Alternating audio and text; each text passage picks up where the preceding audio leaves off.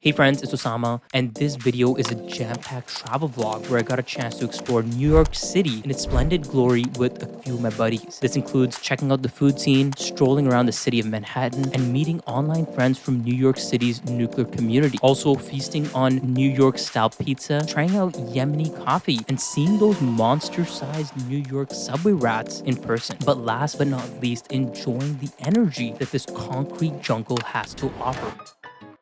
Alright, so once we arrived in the Big Apple, we got a chance to go to Dale Carnegie's Breakfast, which is a pretty standard American breakfast place. For those that don't know, American food is big and the serving sizes are massive. So here's an aerial view of our food at this restaurant. And in case you think the camera is playing tricks on you, these plates are massive, more like platters. I got a chance to try out the vegetarian omelet with hash browns and some greens. My friend Julius, on the other hand, opted for a French toast with lots of berries and whipped cream on the side. And as you can see, a New York style cheesecake on the side somewhere there. All in all, we weren't able to make a dent in the food, but it definitely was worth it. A true American experience. Next time we should just order half of what we ordered and then we might be able to finish it.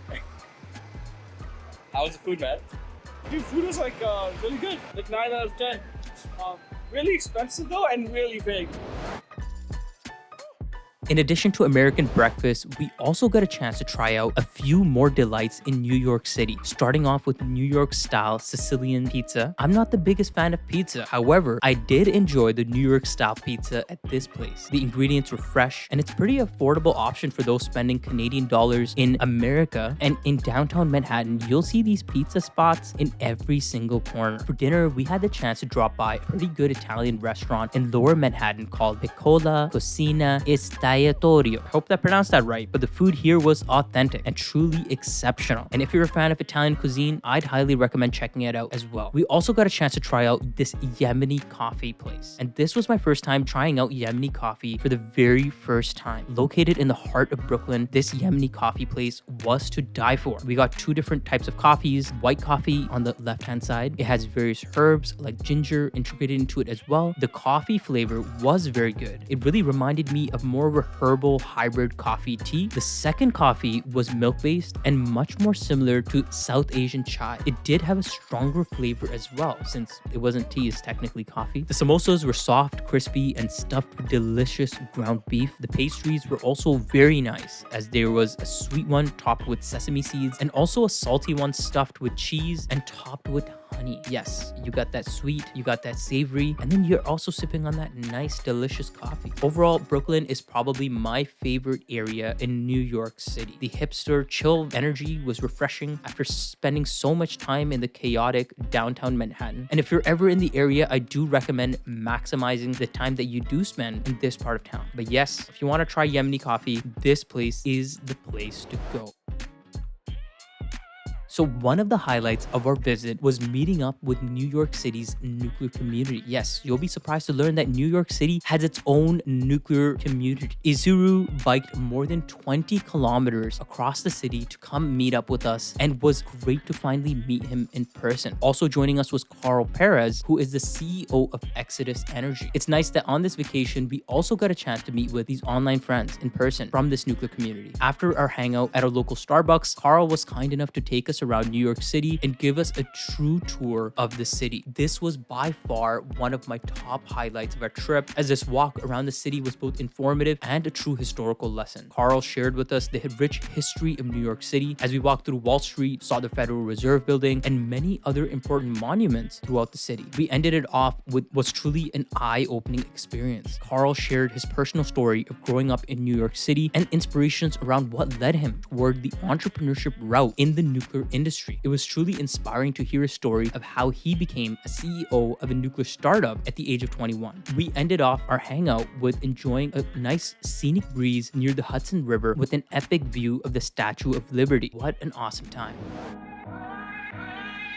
All right, so let's jump into the skyscrapers of New York City. The buildings towering over the city are, to say very humbly, massive. Strolling around the city, the word skyscraper finally made sense to me. These buildings actually scrape the sky. It's mesmerizing to see these engineering marvels and project scope it takes to put these mega structures up in the sky. Another highlight was walking around Central Park and really immersing myself in the nature in this concrete jungle. Surrounded by these buildings was quite the sight to see. Here's some footage of our walk through Central Park. Right, so we're here at Central Park. Stunning. Got these cool epic towers in the background with nature, with a mix of nature, which is pretty cool.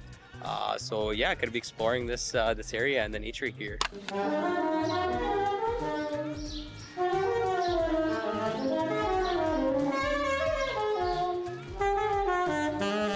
So Central Park is really big. There's a lot of people selling different things, a lot of musicians, a lot of talented people around this area.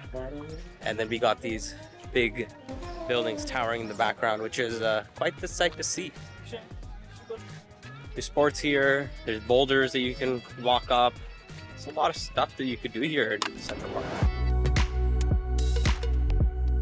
Alright, so New York City is known for its infamous subways. I was actually pretty impressed by the transportation system in the city, as it simply works. You could fly across from one part of the city in a snap all the way to the other part. And it felt nice to see the system working in the United States, land of transport vehicles. Once you jump into the subway, you're met by a tap payment similar to those in Toronto, and large prison-like turnstiles to prevent passengers from using the subway for free. The subways aren't the cleanest compared to the most systems that I've taken in the past. However, definitely, I did get flashbacks from my last trip to Japan where subways were spotlessly clean. However, one point you'll be surprised by is that the subway trains themselves look almost the same as the ones that I took in Japan. I, however, honestly think that they had the same manufacturer. In these subways, you'll see a variety of characters, folks playing instruments or outright dancing for tips inside the train itself. And most importantly, I got a chance to feast my eyes on those New York subway rats. Let me tell you something, they are everywhere. Yeah, here is a close-up of a rat that I got a chance to film. These rats are truly massive. They really do scare the living crap out of you, and they really aren't scared of humans either. Due to the sheer amount of garbage in these subways, you'll see these rats scurrying around the tracks in and out of view. New York City in general has a lot of rats, and you don't necessarily notice them unless you go out at night and see these mini monsters scurrying around at the edges of the sidewalk. So now, more on a positive note, the subways are all connected to a stunning station called Central Station. It truly was nice to walk through this place. The view of the astrological symbols and stars painted above was quite the sight to see. Alright, so last but not least, if you're ever in downtown Manhattan area, I highly recommend checking out this fancy Starbucks. It's known as the Starbucks Reserve and Roastery. It was my first time going to one, and to explain it simply, it's a luxury Starbucks. You'll find exclusive drinks that you won't find at regular Starbucks, which is refreshing to see. I had a mocha drink, which was quite nice, and hanging out at this place was